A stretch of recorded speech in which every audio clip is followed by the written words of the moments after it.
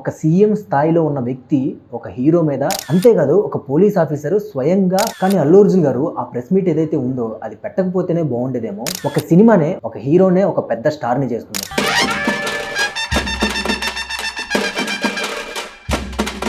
Hello guys, welcome back to పెట్టకథలు podcast. Unfortunately అంటారా, accidentally అంటారా, ఏదైనా కానీ ఒక అనుకోని దుర్ఘటన అయితే జరిగింది. ఆ ఇన్సిడెంట్ లో ఒక ఫ్యామిలీకి అయితే ఎవ్వరూ తీర్చలేని ఒక భారీ నష్టం అయితే జరిగింది. దాని తర్వాత జరిగిన పరిణామాలన్నింటినీ కూడా మనం చూసాము. అల్లు అర్జున్ గారి అరెస్ట్, బెయిల్ ఇవ్వడం, ఆ తర్వాత రిలీజ్ అవ్వడం, ఇవన్నీ కూడా వెంటనే జరిగిపోయాయి. ఆ తర్వాత ఈ ఇన్సిడెంట్ కొంచెం సద్దుమణిగింది అనుకుంటున్న టైంలో 21 డిసెంబర్ సీఎం రేవంత్ రెడ్డి గారు అసెంబ్లీలో ఇచ్చిన స్పీచ్ మళ్ళీ వైరల్ అయింది. ఇప్పటి వరకు అక్కడక్కడ సీఎం రేవంత్ రెడ్డి గారు దీని గురించి మాట్లాడడం విన్నాం, కానీ ఇలా డైరెక్ట్ గా అసెంబ్లీలోనే ఒక సీఎం స్థాయిలో ఉన్న వ్యక్తి ఒక హీరో మీద చాలా సీరియస్ ఎలిగేషన్స్ అయితే చేశారు. ఆ ఆరోపణలన్నింటినీ ఒకసారి గమనిస్తే రేవంత్ రెడ్డి గారు చెప్పే విషయం ఏంటంటే, ఆ రోజు ప్రీమియర్స్ కి హీరో గానీ, మూవీ టీం గానీ, లేకపోతే విఐపీస్ కానీ రావడానికి పర్మిషన్స్ ఇవ్వలేదు, తీసుకోలేదు అని చెప్తున్నారు.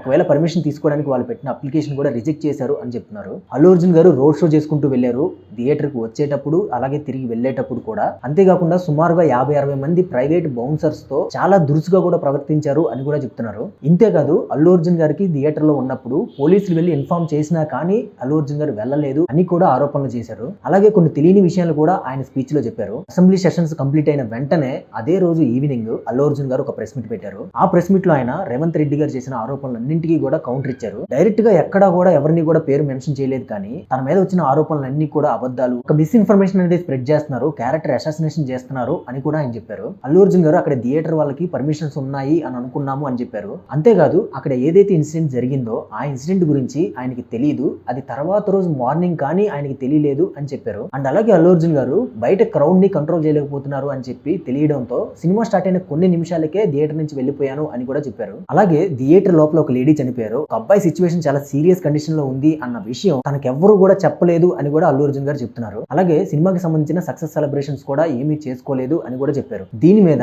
నెక్స్ట్ డే 22 డిసెంబర్ రోజు పోలీస్ డిపార్ట్మెంట్ చాలా సీరియస్ గా, చాలా అగ్రెసివ్ గా రెస్పాండ్ అయింది. ఒక ప్రెస్ మీట్ పెట్టి ఆ రోజు జరిగిన ఇన్సిడెంట్ కి సంబంధించిన విజువల్స్ అన్ని కూడా రిలీజ్ చేశారు. అలాగే అక్కడ పర్మిషన్స్ ని రిజెక్ట్ చేసిన విషయం కూడా వాళ్ళ ప్రూఫ్స్ తో కూడా ఒక లెటర్ రిలీజ్ చేశారు. అంతేకాదు ఒక పోలీస్ ఆఫీసర్ స్వయంగా అల్లు అర్జున్ దగ్గరికి వెళ్లి, నేనే ఇలా జరిగింది, మీరు వెంటనే వెళ్ళిపోవాలి అని చెప్పడానికి ట్రై చేశాను, కానీ అక్కడ ఉన్న ఒక మేనేజర్ ఆ పోలీస్ ఆఫీసర్ ని ఆపేశారని, చాలా సార్లు ప్రయత్నం చేసి కానీ చివరికి వాళ్ళని నెట్టుకుంటూ వెళ్లి అల్లు అర్జున్ గారికి చెప్పి అక్కడి నుంచి పంపించాము అని చెప్తున్నారు. అలాగే అల్లు అర్జున్ గారు ఏదైతే ప్రెస్ మీట్ లో చెప్పారో, నేను సినిమా స్టార్ట్ అయిన కొన్ని నిమిషాలకే వెళ్ళిపోయాను అన్నదానికి పోలీస్ డిపార్ట్మెంట్ వాళ్ళు కౌంటర్ గా అల్లు అర్జున్ గారు థియేటర్ లోనే జాతర సాంగ్ వరకు ఉన్న విజువల్స్ ని రిలీజ్ చేశారు. సో ఈ ఇన్సిడెంట్ కి సంబంధించి ఒక్కొక్కరి పాయింట్ ఆఫ్ వ్యూ లో వీళ్ళు చెప్పిన విషయాలన్నీ కూడా ఒకదానికొకటి సంబంధం లేకుండా చాలా కాంట్రడిక్షన్ గా ఉన్నాయి. వీటిల్లో ఏది నిజం, ఎంతవరకు నిజం, ఎవరు అబద్ధం చెప్తున్నారు, ఎవరు నిజాలు చెప్తున్నారు అనేది కోర్టులే డెసిషన్ తీసుకోవాలి. కానీ అల్లు అర్జున్ గారు ఆ ప్రెస్ మీట్ ఏదైతే ఉందో అది పెట్టకపోతేనే బాగుండేదేమో.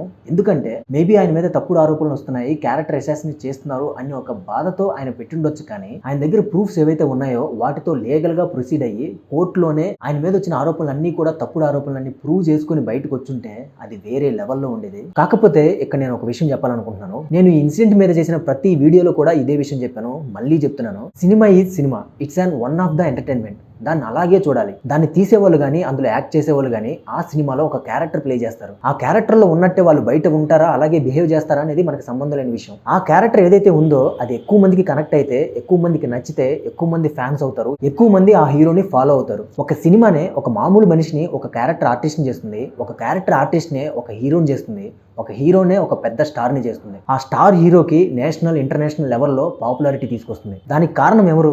ఆడియన్స్.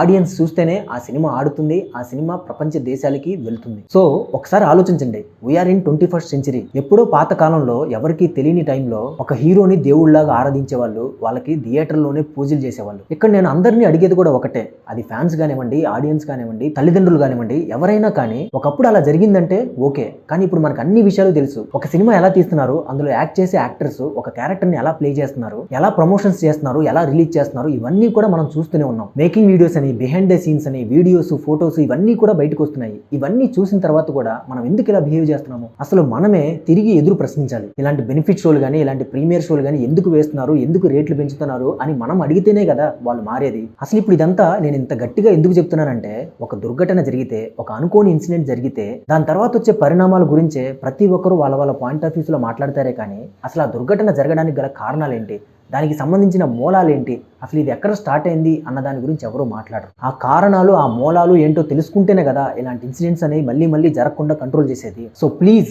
ప్రజలు కానివ్వండి, గవర్నమెంట్ కానివ్వండి, ఫ్యాన్స్ కానివ్వండి, డిపార్ట్మెంట్స్ కానివ్వండి, ఇలాంటి ఇన్సిడెంట్స్ మళ్ళీ జరగకుండా సరైన చర్యలు తీసుకుంటారు అని అనుకుంటున్నాను. సో అది ఫ్రెండ్స్ ఇవాళ మన వీడియో. ఈ వీడియో మీకు నచ్చితే ఒక లైక్ కొట్టండి. అలాగే ఈ ఇన్సిడెంట్ మీద మీరేమనుకుంటున్నారో కామెంట్స్లో చెప్పండి. ఐ వాంట్ టు నో మీరేమనుకుంటున్నారో తెలుసుకోవాలనుకుంటున్నాను. So please comment your opinions. అలాగే మన స్లోగన్ గుర్తుంది కదా, నచ్చితే మెచ్చుకుందాం, అందరితో పంచుకుందాం. ఇలాంటి వీడియోలు మంచి కంటెంట్తో ఇంకా ఎక్కువ చేయడానికి ట్రై చేస్తాను. So please support and subscribe to open చేస్తే నెక్స్ట్ వీడియోలో మళ్ళీ కలుద్దాం. Until then take care, see you all later, bye.